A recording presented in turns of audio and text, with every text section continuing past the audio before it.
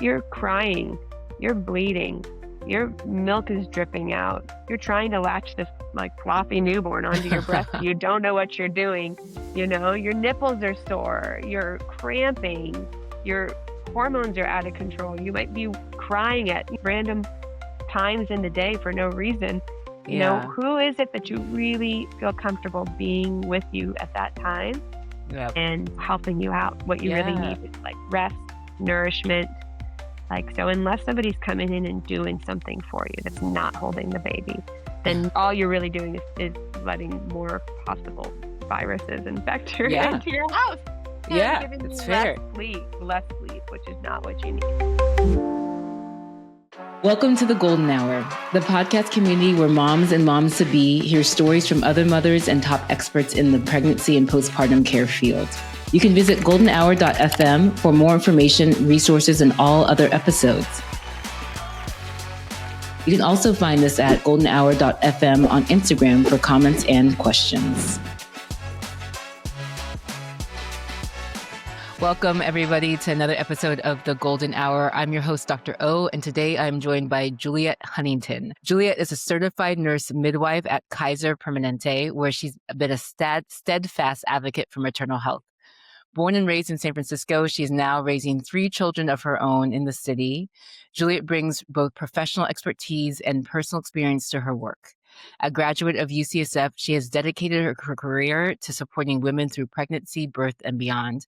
And most recently, she helped develop the postpartum care program at her local Kaiser site, aiming to provide comprehensive, compassionate support to new moms in these critical early weeks. Welcome, Juliet. Thank you. So happy to be here.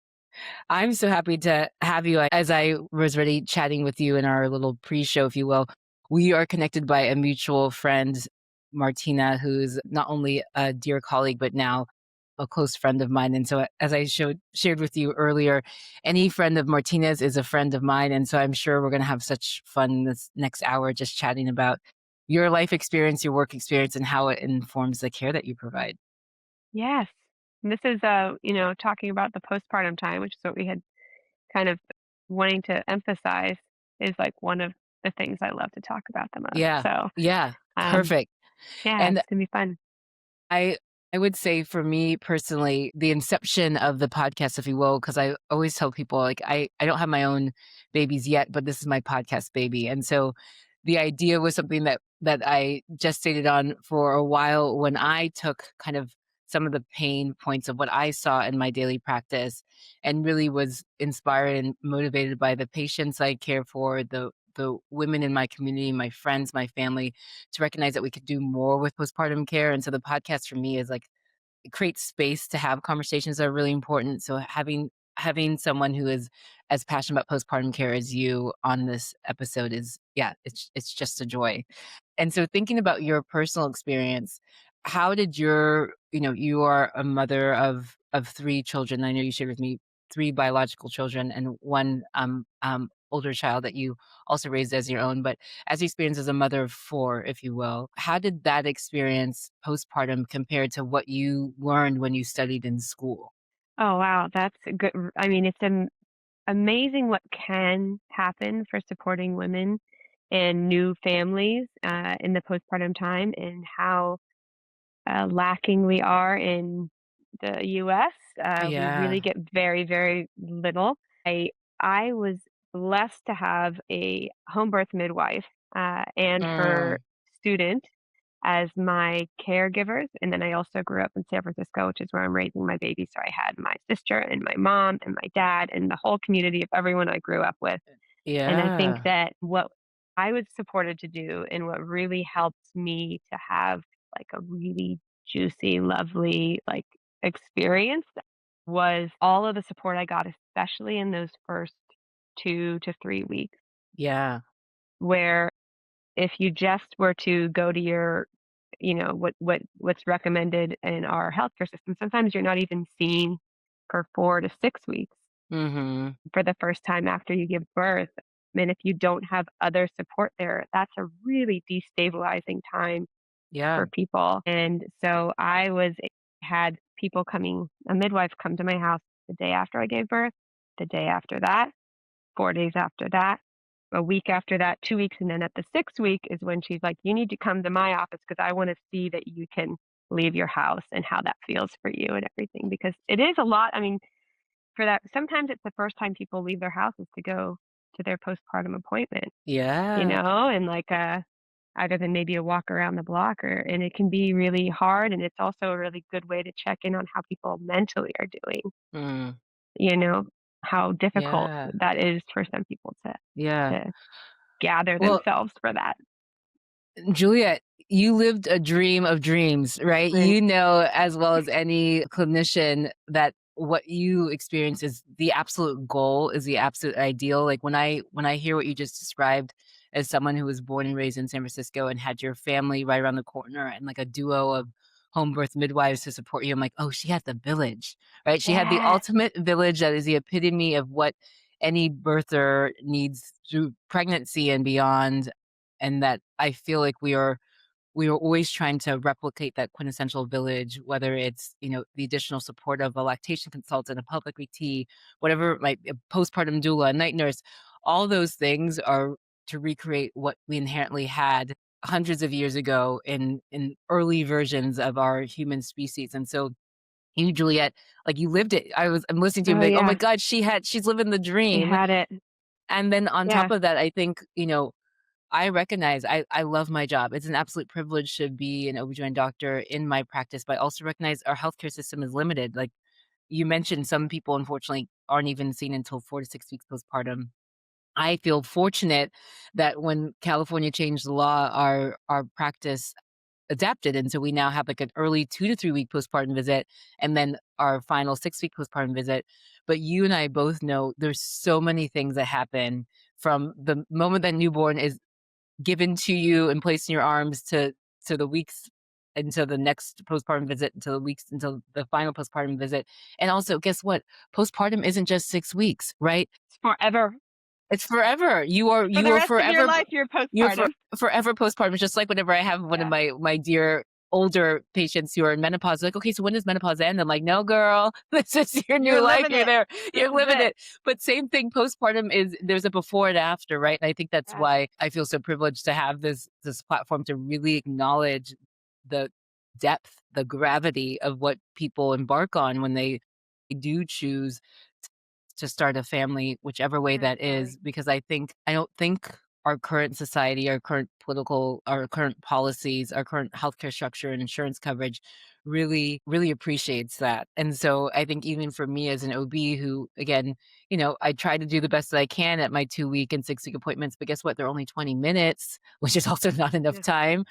Yes. Um, you really think about that person who changed completely as a person, not only in their self-identity, but how they interact with their partners, their family members, how they interact with their newborn, right? There's this concept of matrescence, which I'm sure you're familiar with. Yes. Once I learned that term, I was like, "Ah, yes. That is the It's a thing that." rebirth.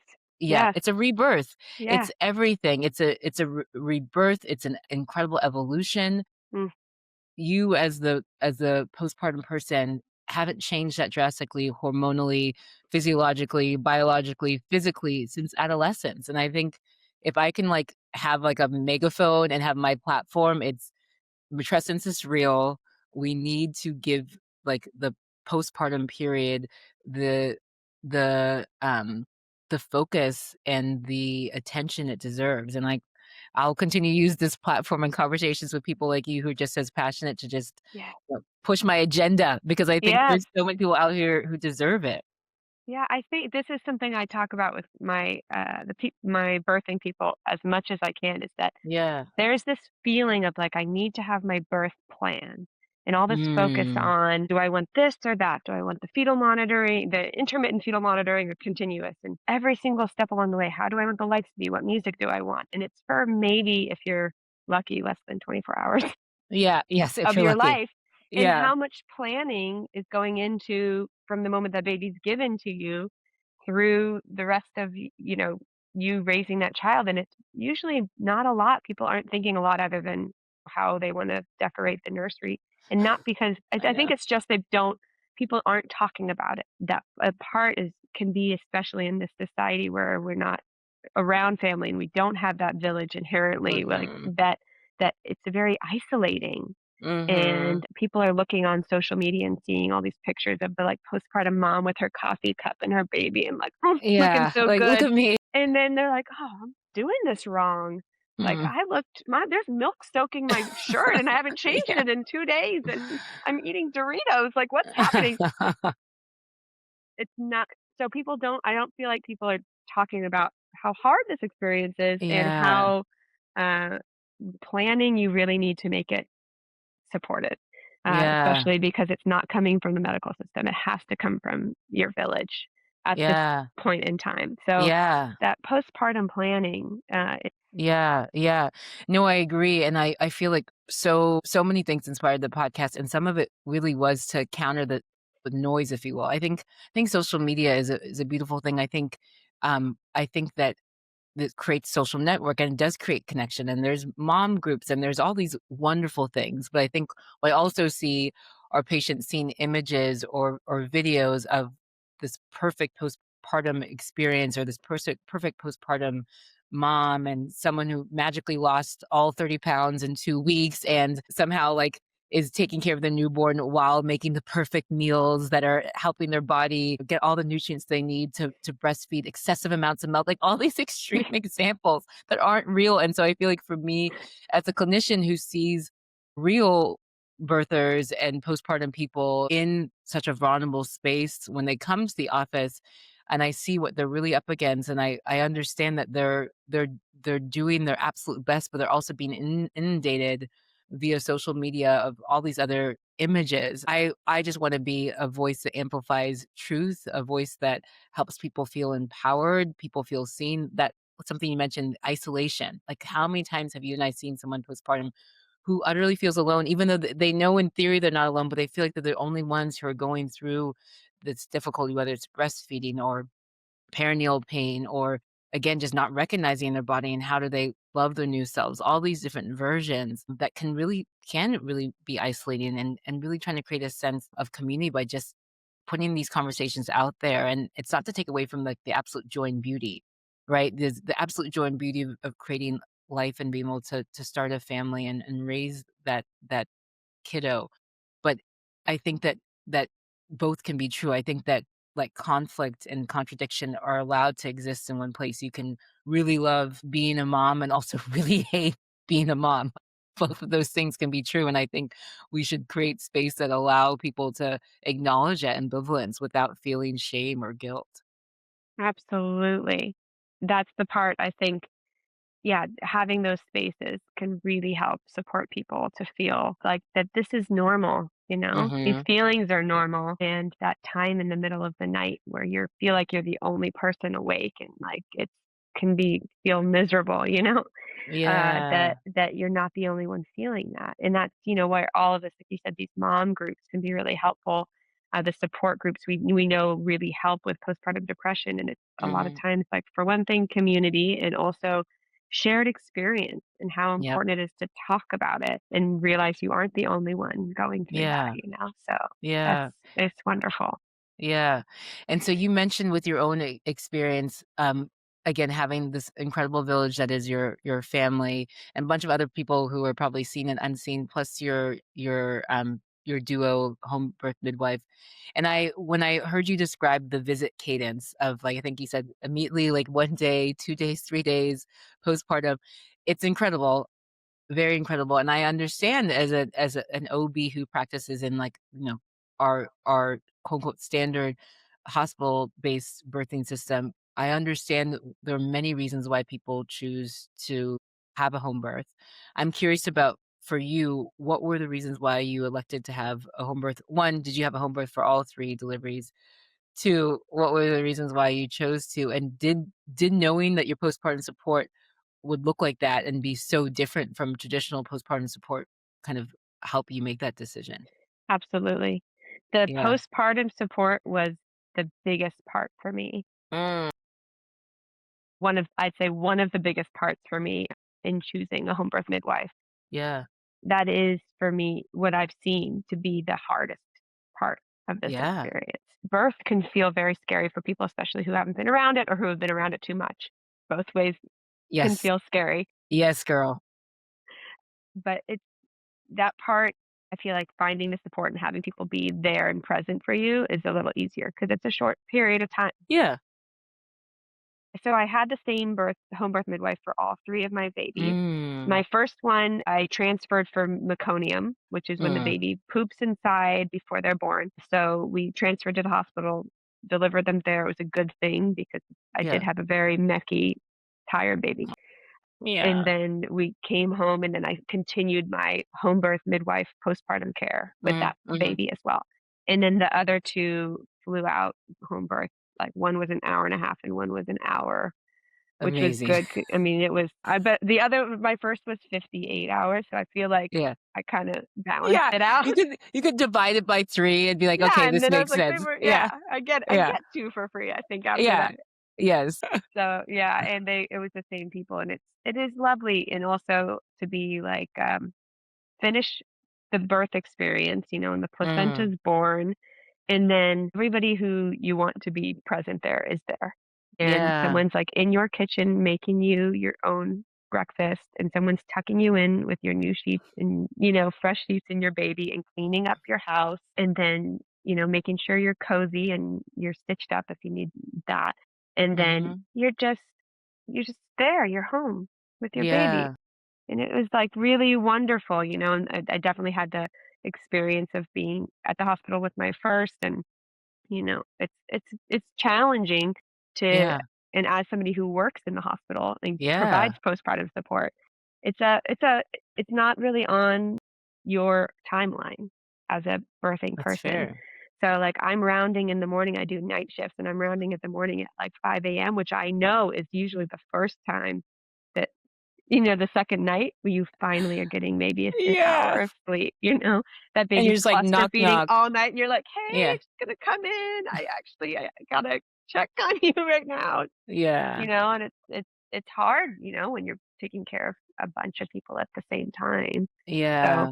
that was one of the reasons, and of course, home birth is not available to very many people for Yeah. many reasons, whether it be financially or they don't qualify based on Mhm. medical issues or for their need for more support with pain management. Yeah. There's so many reasons why it wouldn't work for what turns out to be most people. Yeah. But it really saddens me that part of our healthcare system isn't more support for that postpartum time, Yeah. especially now that more and more we're seeing how many people are suffering from postpartum depression, Yeah. postpartum anxiety, birth trauma, and all of these things that we know that more support, more sleep is going to improve for Yeah. people. And that Yeah. if we're looking at politics, it improves people's ability to go back to work, Thank you. to be part of to contribute to society in all of these different ways if Mhm. they're supported in parenthood. Mhm. And it's hard when you're not, and we're seeing a lot of people not. Yeah. Oh my gosh, Julie, it's like you read my mind. No, because I think that it's, you know, whichever policymakers, and maybe one day my episodes will reach the ear of someone in Washington who actually has power, but whatever policymakers have come up with, the scheduling of postpartum visits, the insurance coverage, this concept of maternity leave, which is also a joke, right? That 6 weeks for a vaginal delivery, 8 weeks for a C-section, that also was like an update in the past years. I've been practicing 8 whole weeks after a C-section. Wow. When, wow, look at us. When we know that you need so much more time, and how many patients do I extend their disability? There's many, oftentimes valid reasons, because as you said, sadly, postpartum depression and anxiety are incredibly common. Or just because I just truly, from a human to human, I'm like, yeah, of course you're not ready to go back because it's too soon.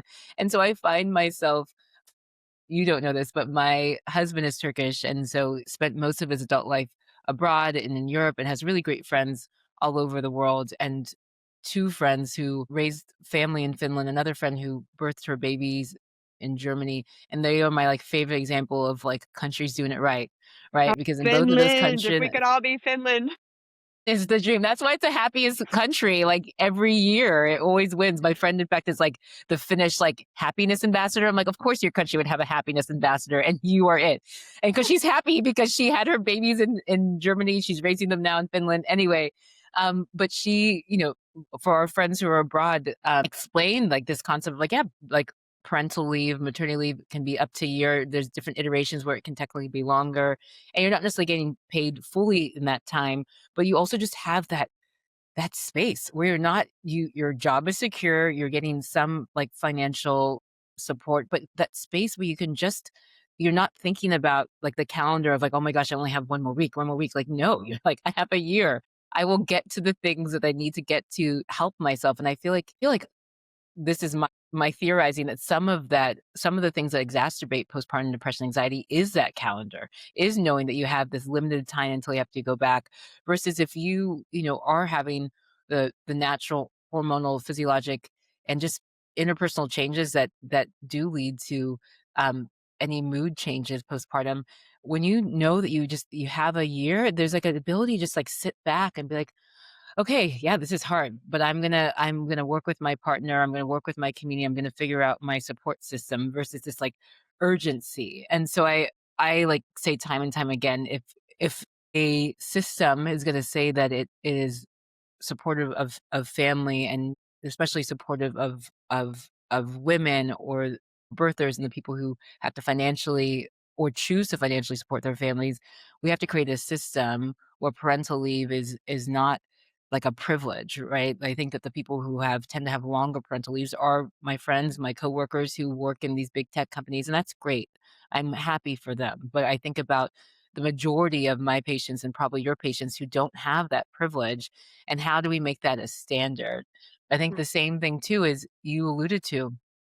Oh, like, it's funny, it's a hot take because 'cause I'm an OBGYN doctor, and most OBGYN doctors would normally say this, but I am pro home birth for the right person, right? You mentioned that there's things that people risk out of, and the right person who also did their own research and have agency and are choosing for themselves, right? Who are we to be, paternalistic and patronize and insert ourselves? That's the whole problem with women's health in general. I won't get into that. Mm, Anywho, but I when I hear about this home birth model and understanding that the postpartum support was one of the many reasons why you chose it, like the idea of like being in your own home, which feels safe and stabilizing and is a haven, and having someone tuck you into those sheets. I'm like, that sounds yes, wonderful. so But good. when I hear you and I think about like health disparities and I think about inequity, I think about, okay, well, there are so many people who can't and will not choose a home birth. How can we create a healthcare system that can mirror that or have options like that, right? Like in every conversation I have, my goal is always, okay, but I want everyone to have this. How do we work and move the needle so that everyone can have, a home birth experience, maybe related to the hospital. You birth the baby at the hospital rather, but you still have more touch points by the time you get discharged home, or, more check-ins.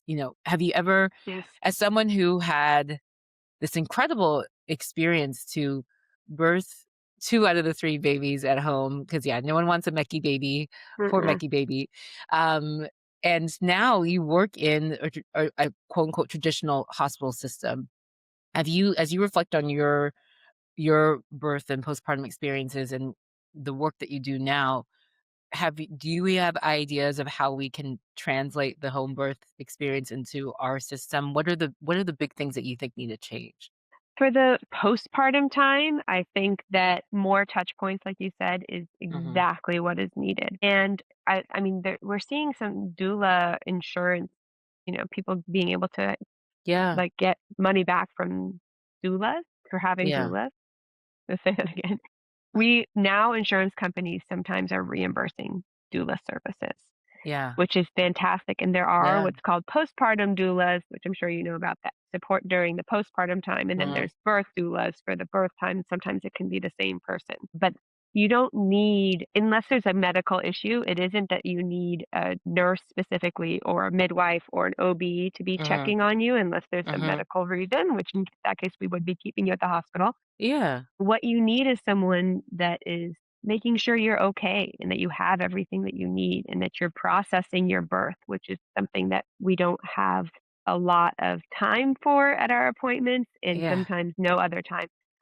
My practice we started, which I love, yeah, if somebody has a birth that we think is traumatic, Yeah. or is somebody who we think has a good birth in our, opinion, but was emotionally not feeling great about it. We have a phone appointment where we call them within the first week Mm. afterwards with the person who was at their birth, and we talk it through with them. Yeah. How was that for you? Tell me about this. Let's talk about what happened and, fill in some of the gaps for them and also help support them in the narrative of their birth and where that Mm. they can feel empowered that they got through something really hard and here you Yeah. are, as opposed to feeling like everything happened to them. And that's Mm. a lot of times what can really, at you.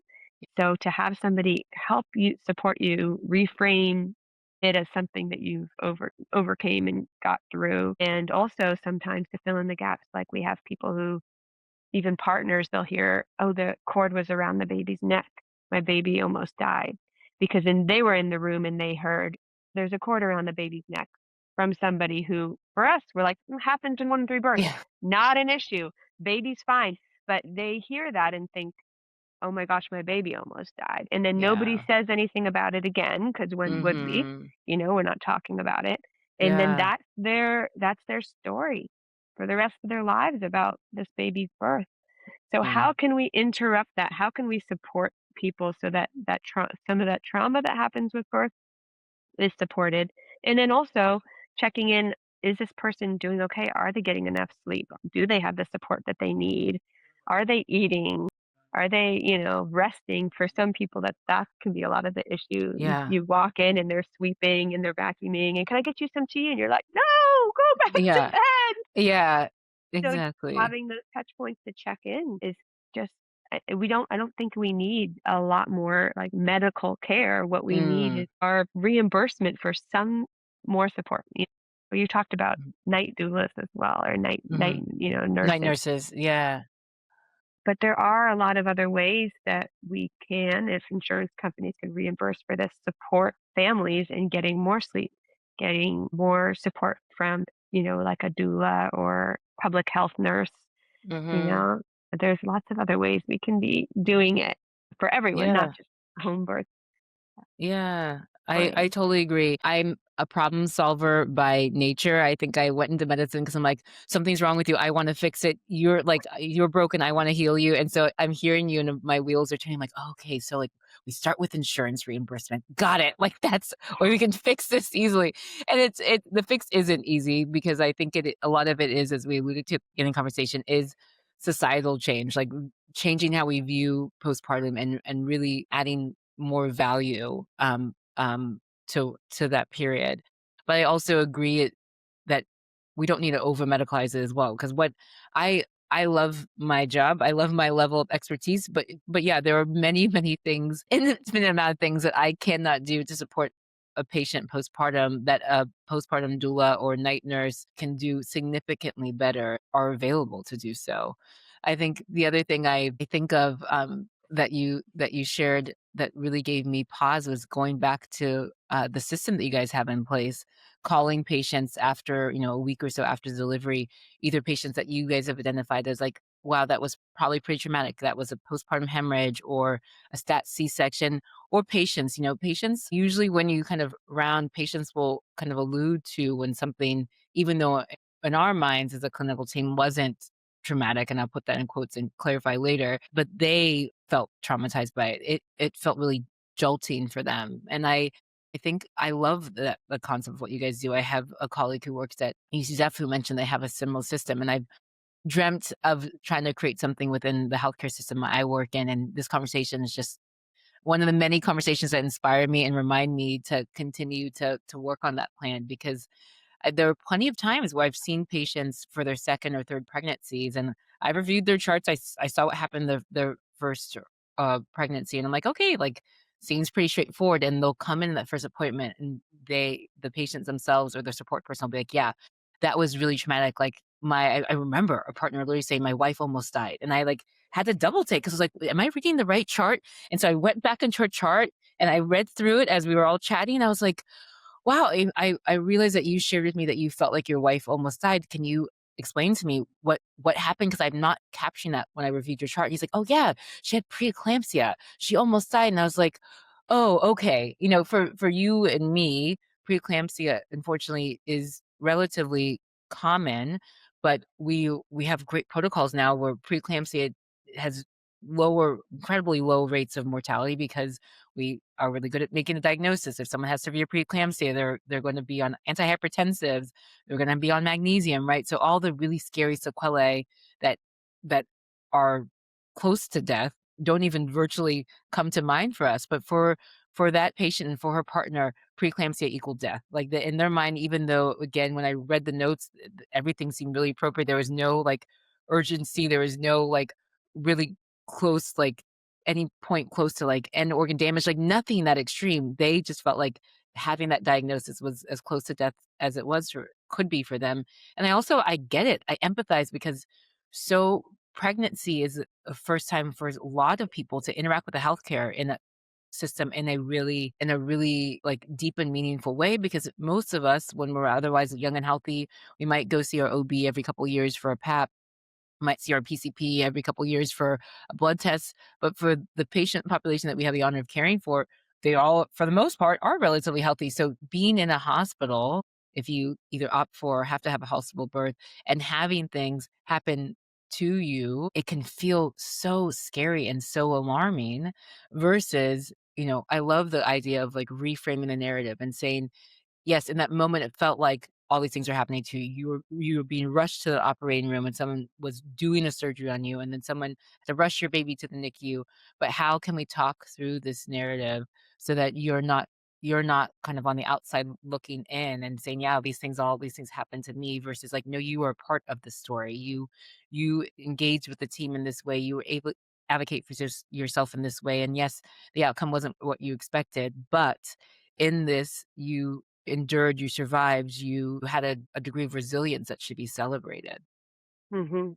Yeah, and that's huge. It really that reframing can make a difference in how they see themselves as a parent, you know?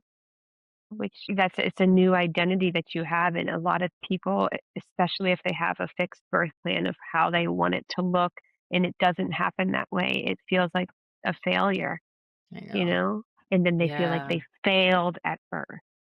And then and that's like to have that be the way that you move into this new time in your life feels so yucky when Yeah.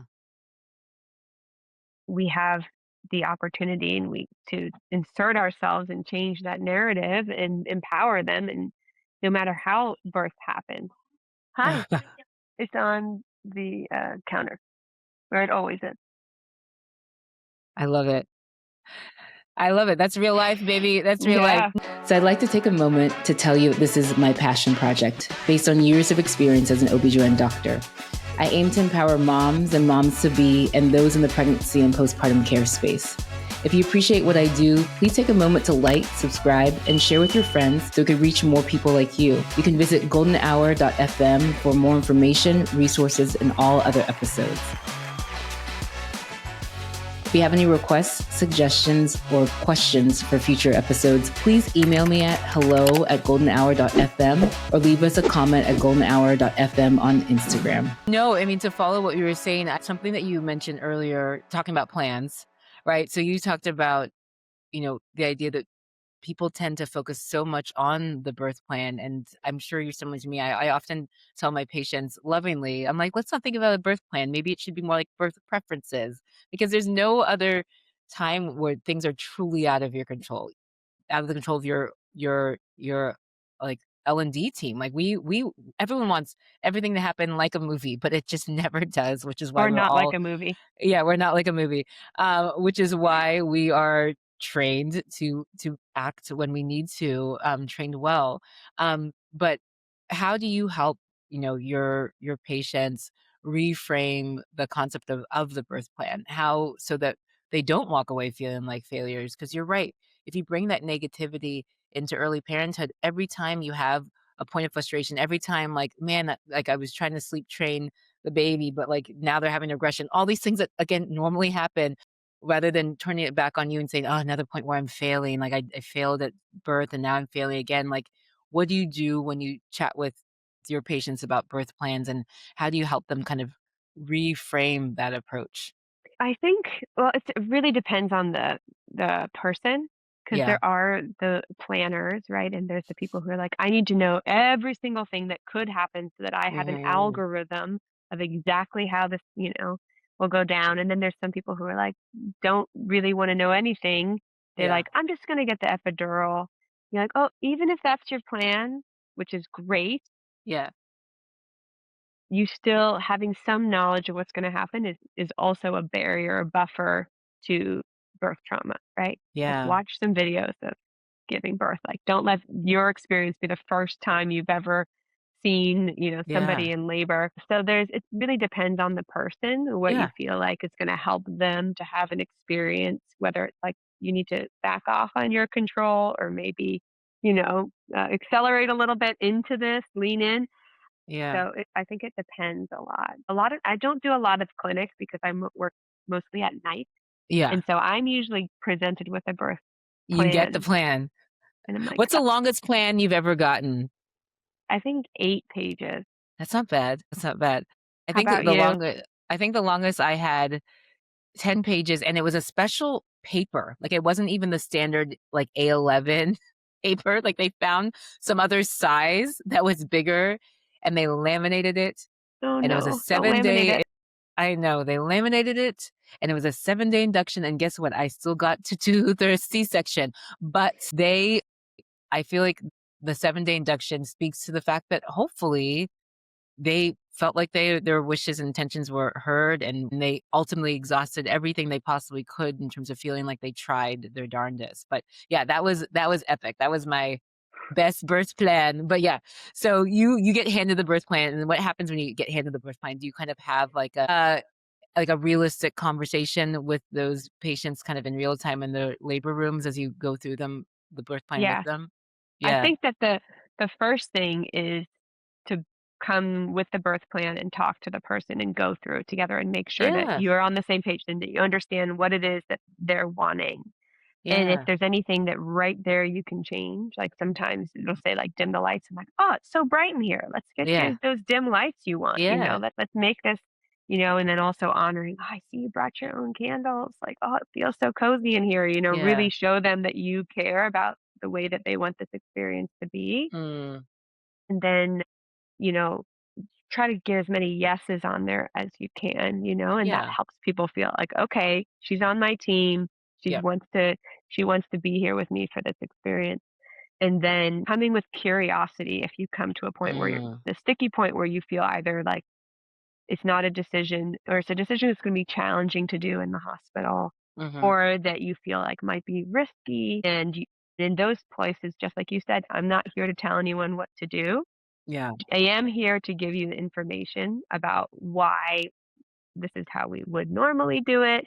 And these are the reasons why. If you don't want to do it this way, this is the risk. As long as you're clear about that, we'll move on. I'm Yeah. not there. Sometimes people say, oh, she doesn't want an IV. Someone else go talk to her. Someone else go talk to her. Someone else until finally she's pressured into the IV. And then, it's happening to the person and Yep. not so I'm not that way with my patients, and I'm not gonna that's not that I just say, "Oh, no IV, okay, we're not gonna do an IV." Yeah. You know? You say, "Hey, I'm first with curiosity," because sometimes they're like, "Oh, Yeah. I just saw that on the thing, and so I put it on there." I Yeah, copy yeah, yeah. pasted this birth plan from doula.com, Yeah, yeah. so first I come with the curiosity, "Tell me about Mm. this," and sometimes I'm really afraid of needles.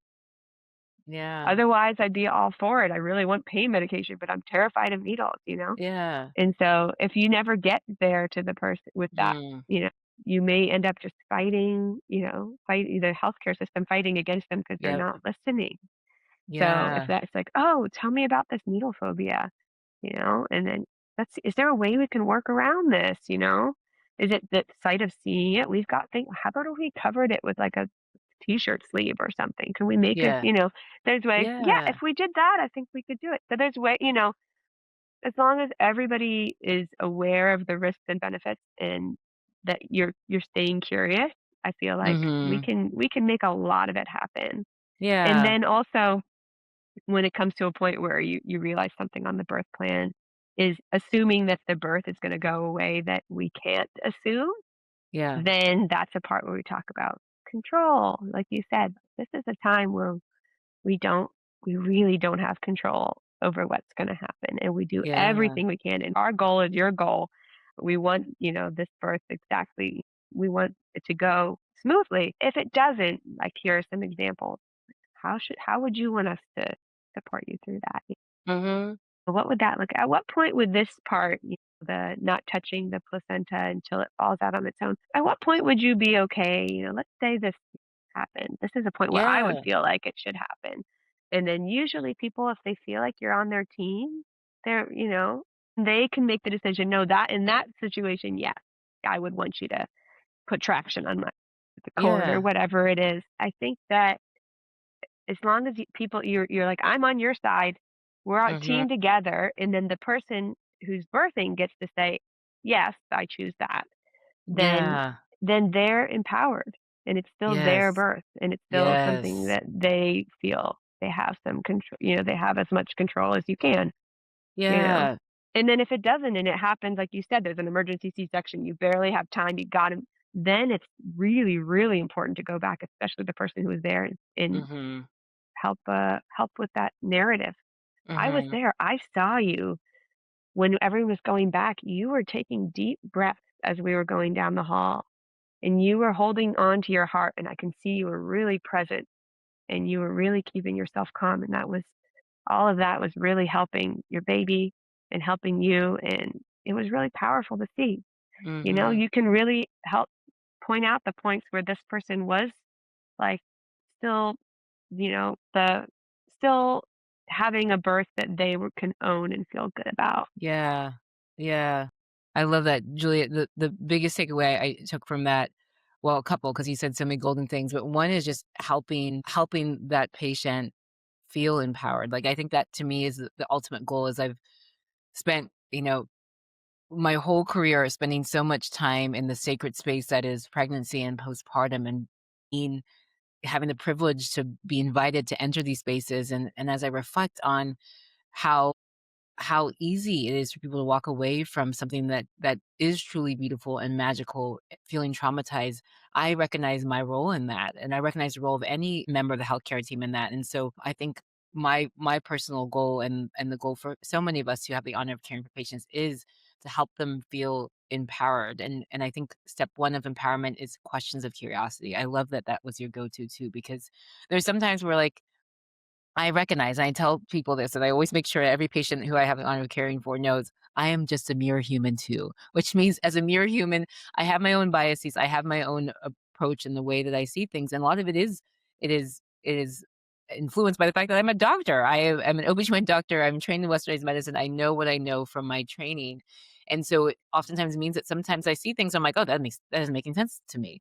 But rather than like passing judgment and being critical, it's the questions of curiosity that help open up space so that people can feel heard and feel seen. And I learn in that moment from my patients. And I also it helps me clarify things. So sometimes as I'm asking those questions, curiosity, I do recognize like, oh, that was just a misunderstanding. Like you saw that thing online or a girlfriend said this, but what you actually meant was this. And it allows for clear communication on both ends. And I think the biggest goal is in the realm of obstetrics, I think that there is this like this an antagonistic label that everyone on the medical side of things get, right? You see it in social media, you see it in you see it in the there's that one movie that was like the market of making baby I can't remember the name of it. Oh, yeah, You know what I'm The talking about? Business of Being Born. Business Yes, of Being Born. very antagonistic. Yeah, and I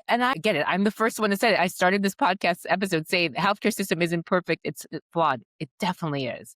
But I think that there's like this sense of like them versus us and unfortunately systems and conversations and social media platforms that keep on reinforcing that. And that's the absolute opposite, right? You want patients to feel like they're an integral part of the healthcare team that's taking care of them. And so whatever we can do so that we don't create a sense of us versus them, antagonist versus protagonist. I think questions of curiosity is such an important first step in that.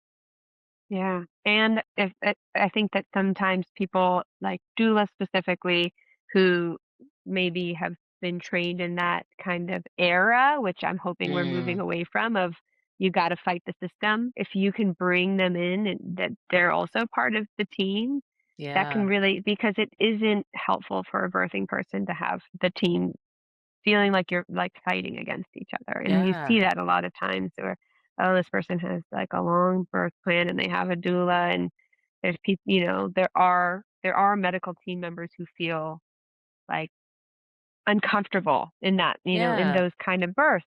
So the more that you can welcome them into the team and that the birthing person can see that everyone's working together can help the birth go more smoothly yeah, because, yeah, we know how much hormones and like fight or flight response and all of that has to do with your ability to give birth. And if you're in a room or in a mhm, space where people are you're feeling, you know, energy shifts that don't feel safe to you, then it's yeah. really hard to have a good birth. Yeah, of course, of course.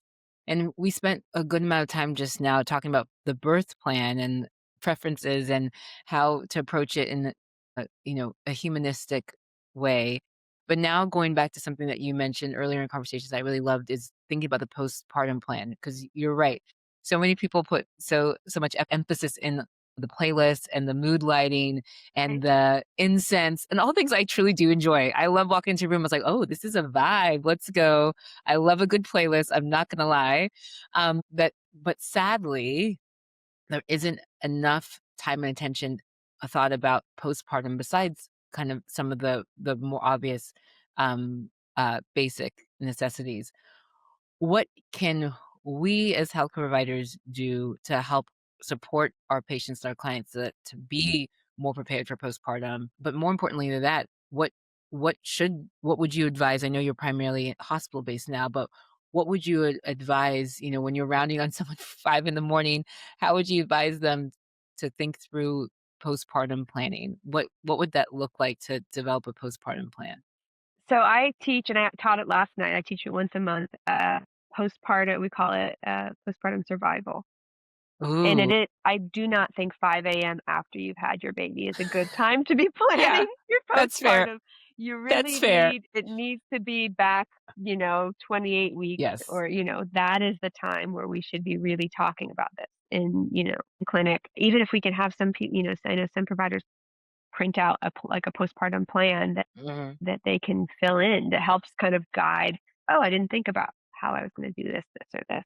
Yeah. But one of the huge things is who's going to be supporting you? And you think, oh, well, that's easy. I'm sure that people know. But if you have two partners in the room, I've had one think that their mom, the non birthing person, think their mom's going to come stay for a month at their house and help. Yeah.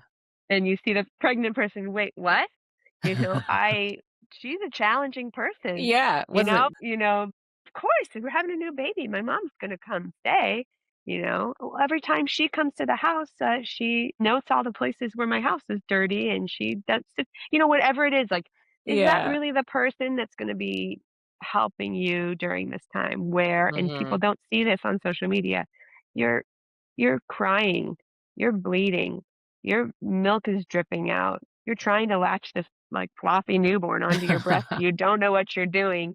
Your nipples are sore, you're cramping, your hormones are out of control. You might be crying at random times in the day for no reason.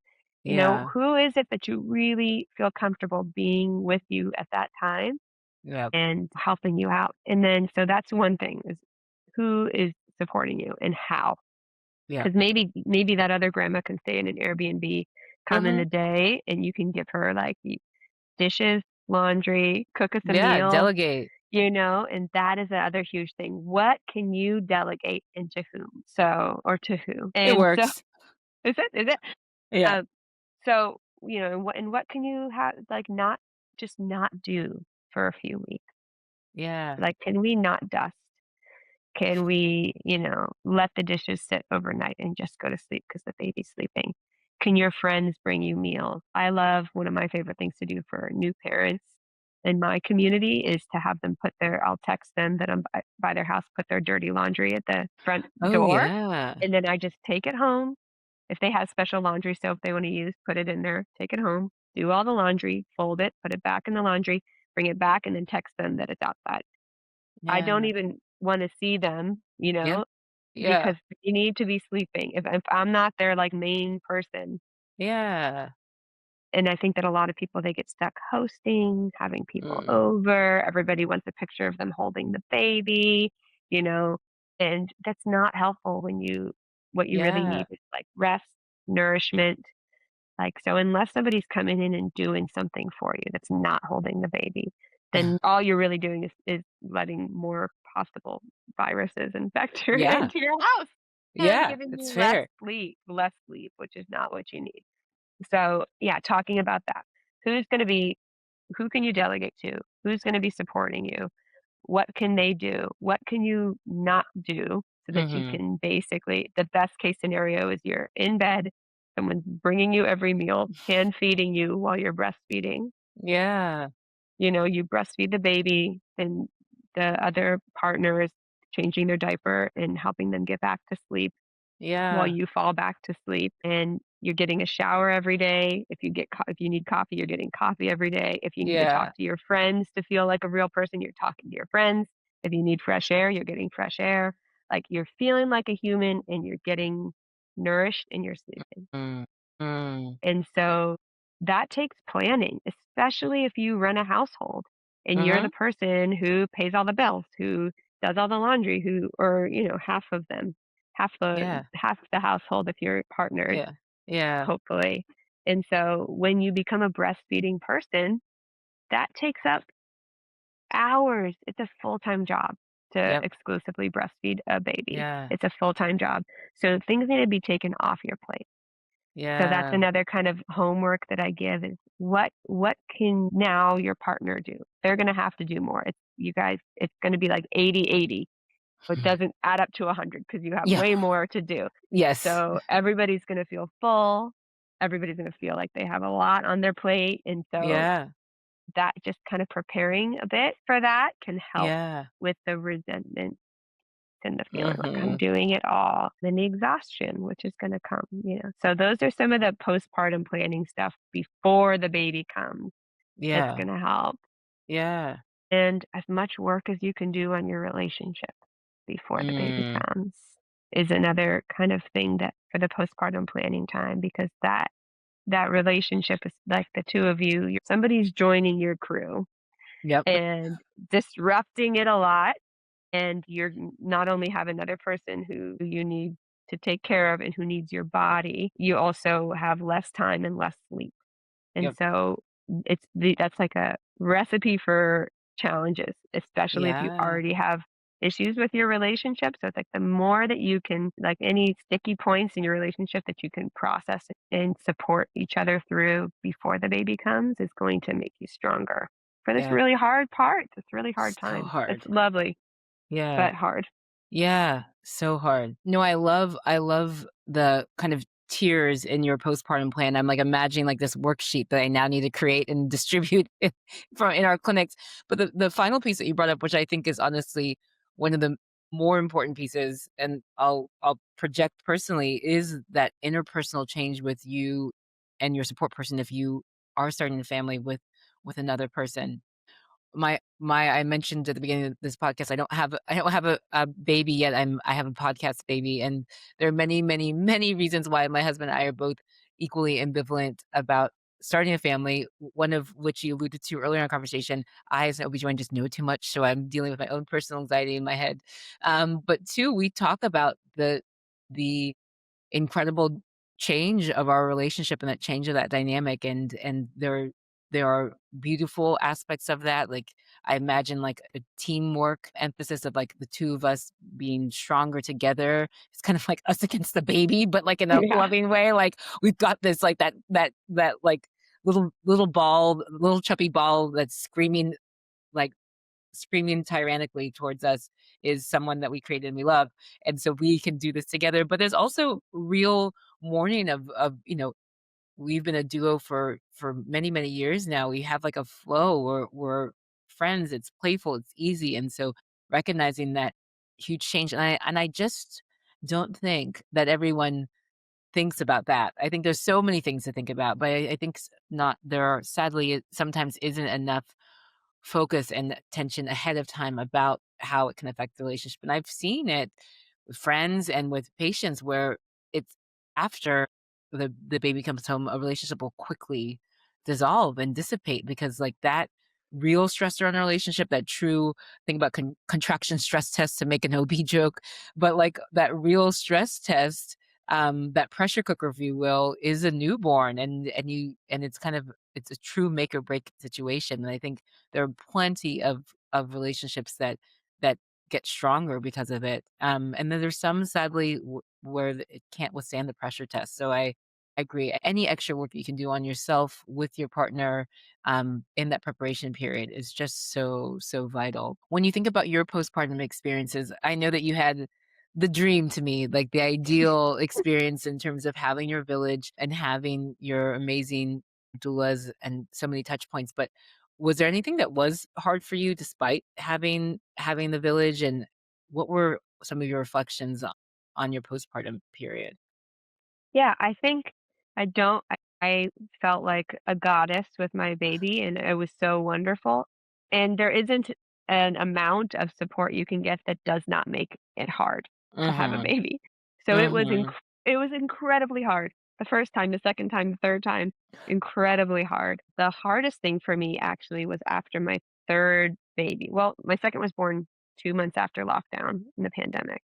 Oof. So that was Yeah. real tough for its own reasons, right? Yeah.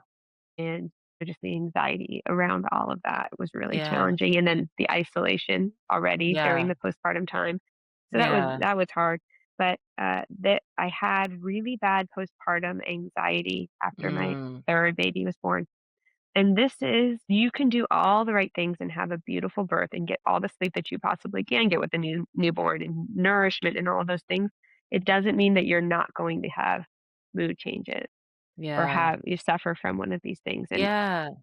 it's hard sometimes to even see that it's happening, and, Mhm. I think that when you're in it, Yep. you not it's hard to tell that this is what's going on, but I was not, like, sleeping when the baby was sleeping, she, hit her head. I had 2 older children, so Yeah. it was it's bound to happen, Yeah. and I was, like, researching. I have a friend who's a pediatric urgent care NP, and I was, like, texting her all the time. I was looking up research studies on, you know, levels of Aw. when you should be, and I just spiraled, Spiraled. it's, like, Yeah. really bad where I made it really hard to function, and Mhm. so that was really tough, and that's when I finally kind of realized this is postpartum anxiety. And it Yeah. happened at about the 9-month mark, which a lot of people think, "Oh, if you're gonna have postpartum anxiety or depression, it happens around 2 weeks," is what or Yeah. after 2 weeks. But postpartum anxiety and postpartum depression can happen up to a year after Yep. your baby's born. So sometimes, like, for me, you feel like you've gotten through the hard part, Yeah. and, you might not recognize that that's what's happening. So it's something you kinda have to be thinking about and assessing for yourself Yeah. for a while. Yeah. So that was tough, and then it's also just yeah, your body is going through so much. Like you said, it is, like, worse than puberty, Yeah. So it's very, very different for a lot of people. No one postpartum experience is the same. So, you Mhm. can prep as much as you want, but it's also just a wild ride. So I had, like, with the 2nd and the 3rd, a lot of cramping that can was Mm. sometimes can feel really, really, really Yeah. hard, especially when you're also caring for other kiddos, Yeah. Yes. which is a difference Exactly. between the first, when you have your 1 baby, when you have 2 and 3 after that. Yeah. So that's another thing that I try to do a lot of prepping for with people if there's siblings at home. Yeah. I was thinking when you talked about like, "Oh, this is our team, we've got this thing going," Yeah. Yeah. and then you're introducing this 3rd person. Imagine if your team and you're like 3 years old, you're like, "Oh, no, this is my team. It's us," Uh-huh. right? And then Yeah. your parents are like, "Guess what?" Like, if it was like us, it'd be like, I'm Eh, bringing another wife home. You're gonna love her. She's great. She's so sweet. You're just gonna love her." And it's like, "What? No, no, I'm the one. I'm the yeah. kid that you Yeah. love." And Yeah. it's hard to for them to see that your love will just grow and Mm. that love is infinite, right? Mhm. So to them, that's a really scary thing. And then on top of that, they're getting from all of the people around them, "Aren't you so excited to be a big sibling? Aren't you Yeah. so" and so they're getting, just if you've seen Inside Out, that's Yeah. a similar thing where they're telling her, "Don't show your sadness." Yeah. They're being told by all the grown-ups that, "Oh, I'm not supposed to feel angry, resentful, scared, afraid, right? I'm supposed to feel happy. So now there must be Mhm. something wrong with me that I feel all these yucky things, right?" Yeah. So I try to really prep people who have other older siblings about, like, how to help them process it, because if you Mhm. don't, then you're gonna end up with more tantrum well, you are going to anyways, but, more tantrums, regression. Every time you go to breastfeed, they wanna be on your lap, and they want your Yeah. attention, or they're knocking things over, hitting the baby, or whatever. Yeah. So, that part's also a big challenge. Yeah. No, I mean, they're acting out when you had the perfect metaphor. If my husband dare brought, like, another woman home, it's like, "Oh, yeah, we're gonna have a threesome now. This is my new wife." Oh, he would just cease to exist. So I can Yeah. imagine, and I have a frontal cortex. I'm an Right, adult. Like, exactly. I should be able to regulate my emotions better.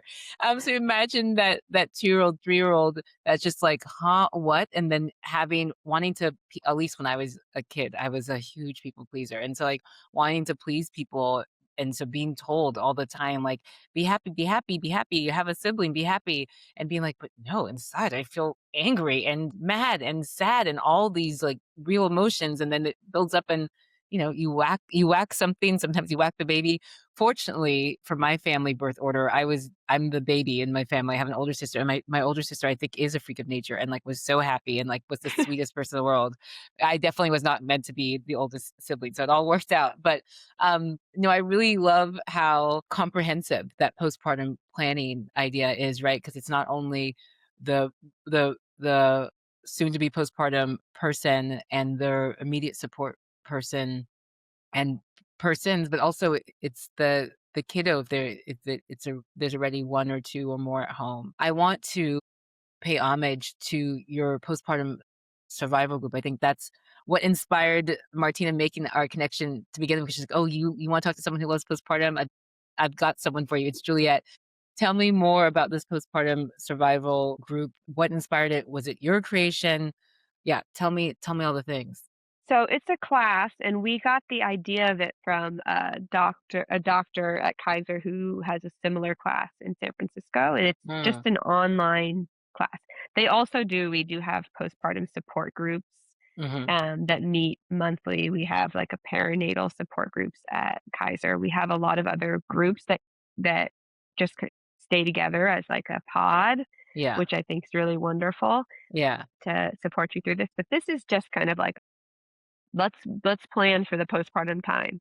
Let's yeah. make figure out how you can really and we go through so I developed it with a few other midwives in my practice based kind of loosely on this a doctor who I think her name's Dr. Norell, who has a similar class in San Francisco, but we all are new moms and really Mhm. wanted to focus a lot on both the mental health, Mm, intimacy, yeah. relationships, and the things that sometimes, get missed. So there is the whole what's going to happen to my body? You're going to be Mhm. bleeding, you're going to be swollen, you're going to be engorged. So we go briefly at the beginning over that, but we Yeah, really deep dive on support systems, on intimacy, on relationships, on this new identity and how to yeah, support yourself in this new identity. yeah, So there's all of that kind of things that we really feel isn't talked about enough that we yeah, really focus on. yeah, So that's what we did, and we are yeah, constantly evolving it and changing yeah, it, and we have a lot of fun talking about it yeah, because it's dear to us, and we also are really freshly out of yeah, that experience, and so it yeah, feels like particularly resonating for us to talk yeah. about. to talk about. Yeah, you have your lived experience and Mm. you're paying it forward. I think there's so many things that helped the creation of this podcast, but some of it too was just reflecting on I have my expertise as an OBGYN, but it doesn't touch on your expertise not only as a midwife, but a midwife who had 3 home births and a midwife who has all these different vast experiences. And so to me, the idea of a podcast is to bring experts in their own right kind of on this platform to speak and share. But I love that you as midwives continue to kind of serve the altruistic tendencies of those who of us in healthcare and created this class. Because I'm listening to you, I'm like, okay, so now we need that. Like I'm Oh, like, it's so I love, good. You I should. love, I love this conversation because there's so many things that I get to pay forward to the patient community I serve. Because I'm like, yeah, we have centering groups. My favorite way to get prenatal care is through centering. It's like it's amazing because it's a whole. I think our sessions are is it 2 hours? It's a very long time. It's like 2 hours, and like people just get to connect and vibe and talk about community, and I just get to sit back and like watch the magic.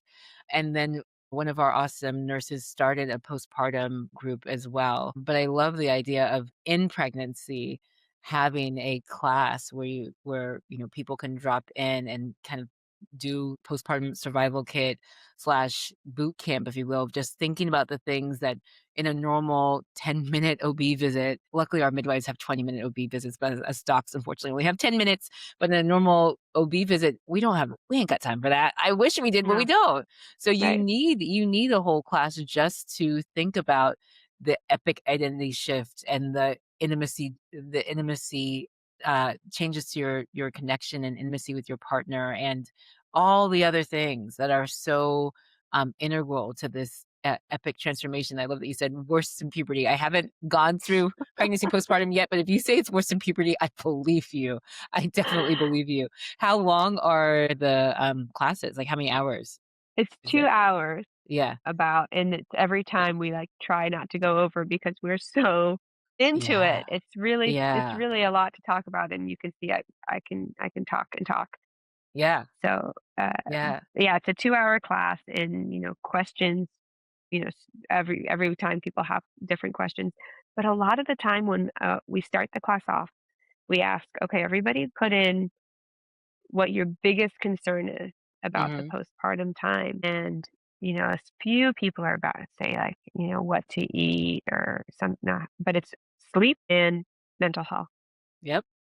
And those are the things people are the most concerned about. So Yeah. we touch on that, but then also there's all of the stuff that people I think don't think about because Yeah.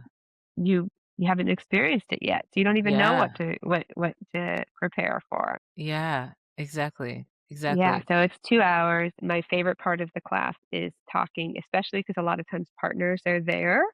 So I'm able Oh, to yeah. talk a bit with the partners too, or at least that they're hearing this, so it's not Mhm. coming from their partner, Yeah. about intimacy changes, because that is something that, as somebody who's like, I'm a very cuddly person, and so my partner's used to me being like always kind of like, touching and being Yeah. around them and Yeah. spooning and legs Yeah. flopped over them while I'm sleeping, and then Yeah. I became a mother, and there was a person on my body all day long, Mhm. meeting my body, touching my body, and you just get touched out. It's like all day long. I mean, some people Yeah. know, but most people, when somebody else comes and just wants to like rub your shoulder, you might like, can you not touch Yeah. me? And it's not Yeah. because I don't love you and my love for you hasn't changed, but just temporarily, while this baby needs my body, I might not want to be touched in the Yeah. same way or as much or as often. So how can, like, knowing that that might be something that's gonna happen, that may happen, what are other ways you can be intimate? What are Mm. things you can do that create connection so that the partner who isn't going through this doesn't feel like they're not, that the connection is broken, Yeah. "Oh, I'm being replaced, by this baby," Yeah. in some ways. So, we give some examples, like a date brunch, try to like, we used to say date night. We're like, come on, really? No one's going out at Sleep it. night. But yeah, date brunches, just like moments of praise and appreciation Mm. um, are really helpful. Some people are like not ready to be sexual for a really long time. The Yeah. average is 3 months, they say, but some is a lot longer than that. So just like Yeah. normalizing that and just say like, how is it that you can be intimate without maybe being sexual, or maybe you're not ready for penetrative sex if that's part of your sexual experience Mhm. for a long time after you give birth. Because for a lot of Yeah. people, it can be traumatizing. Yeah. It can be painful. We talk about all the ways. There's I talk about outer course is one of the things Yeah. that I actually got. There's a lot of ways that you can be sexual without penetrative sex, which, for Yeah. people who are in sexual health, we've heard it all, but there are a Yeah. lot of people who are like, well, that's sex. Like, no, Yeah. there's a lot of other ways you can be together until Yeah. you're ready, if that's part of your sexual experience, to introduce that back in.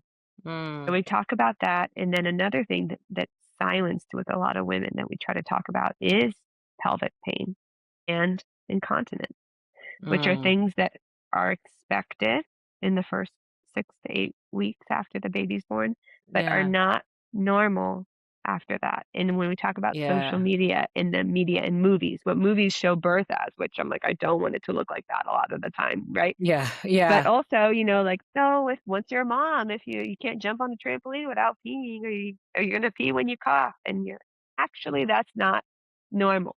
Yeah. You should be able to hold your urine in, and if you can't, we wanna help you. You don't wanna live with pea-soaked underwear the rest of your life Yeah. because the media and, people are telling you that That's that's just how it is. That's that's your new how it normal. is, right? Yeah. And same with the pain during sex, where people just won't they'll just for the rest of their lives just be silent Mm. about it. Whether that's be because it's hard to bring that up to your OB or your midwife or your provider, especially if it's not being asked. Yeah. And then also people just don't realize that there's anything they can do about it, Mm.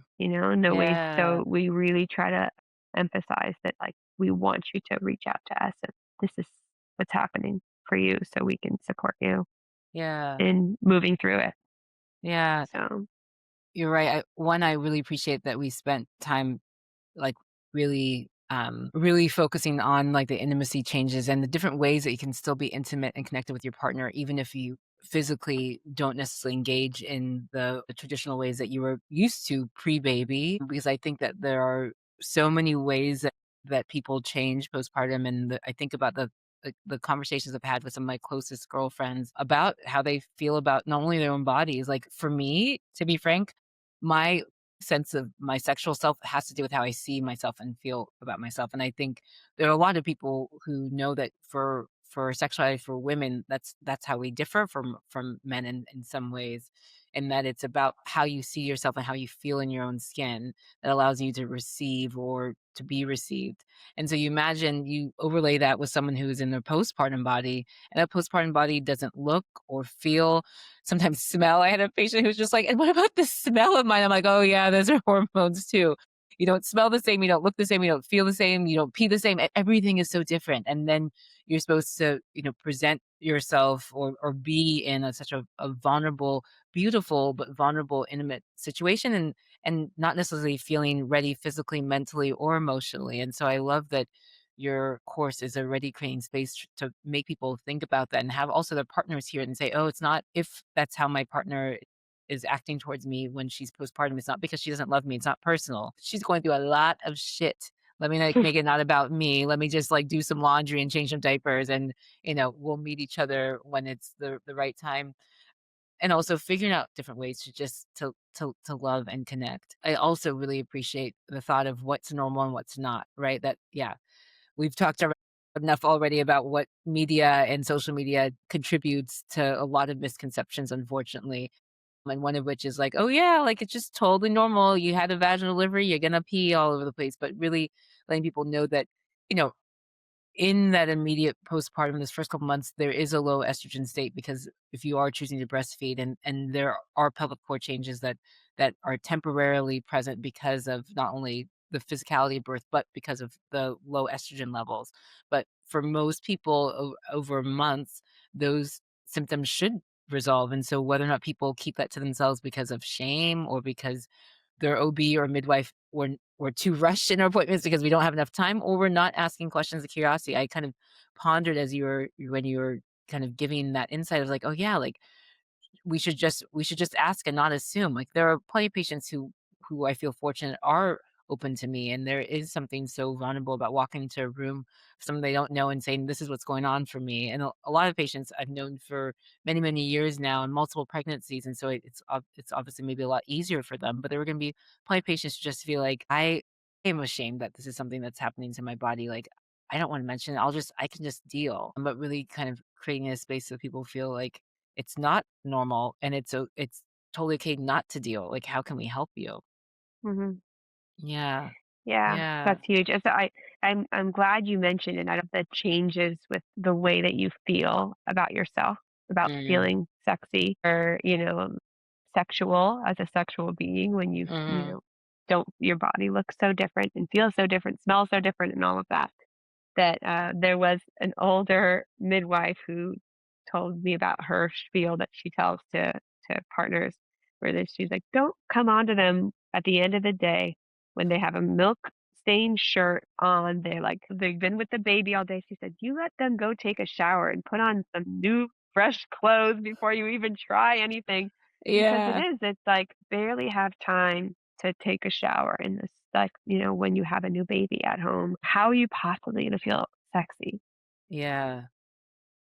Some people feel really empowered during that time, and some people are Yeah. hypersexual, good for them, Yeah. but if that's not you, and especially if you have body image issues or you've suffered from body image issues in your life, which most of us have as women, Yeah. that it's so important that, and some people aren't used to planning this kind of stuff, like when you don't have a baby, you can be like, "Hey, I'm in the mood, Yeah. feeling myself." But Yeah. that's usually you have to be like, "Okay, tomorrow night, Yeah. We're gonna be we're gonna give intentional. this a try. We're gonna give this a Yeah. try."